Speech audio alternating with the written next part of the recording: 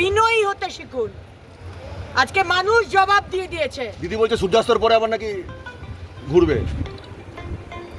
দেখুন, আর ইলেকশন হয়ে গেছে, উনি তো বলেছিলেন 12টার পর থেকে নাকি রেজাল্ট দেখতে পাবো। আমাদের আগেকার সাংসদ যিনি আমাদের ধোকা দিয়ে অন্য টিএমসি চলে গেছেন, তিনিও কালকে এসেছিলেন, বাবুল শিল্প, তিনিও বললেন নাকি 12টার পর সব বিভিন্ন রকমের নাকি খবর পাওয়া যাবে, তারাই নাকি জিতছে।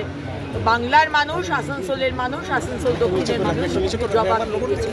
এইভাবে ল্যান্ডস্লাইড ভিক্টরি আমরা সত্যি, এবং আসানসোল দক্ষিণের মানুষকে তো আমি মানে কি বলবো, আমার ভাষা নেই এটা দেখে ধন্যবাদ জানাই। তৃণমূল বা সিপিএম বা কংগ্রেস তারা ধূলিসাৎ হয়ে গেছে, কিন্তু আমাদের দিক থেকে ব্যবহার সম্মানে কিন্তু কোনো ঘাটতি থাকবে না। দিদি, অনেক জায়গায় পার্টি অফিসগুলো ভাঙচুর করা হচ্ছে, অনেক জায়গায় লাগানো হচ্ছে। দেখুন, এখন আমরা তো এই বিষয়ে বলতে পারবো না, মানুষের আবেগ। 15 বছর ধরে অত্যাচার করে এসেছে। 2021-এ 2রা মে মনে আছে মমতা ব্যানার্জি? 15 বছর আপনি যেভাবে অত্যাচার করেছেন তৃণমূল পার্টি, আর তার আগে 34 বছর সিপিএম, এর জবাব তো বাংলার মানুষ দেবে। এবারে ভাই ভোটের লড়াই এই এখানে।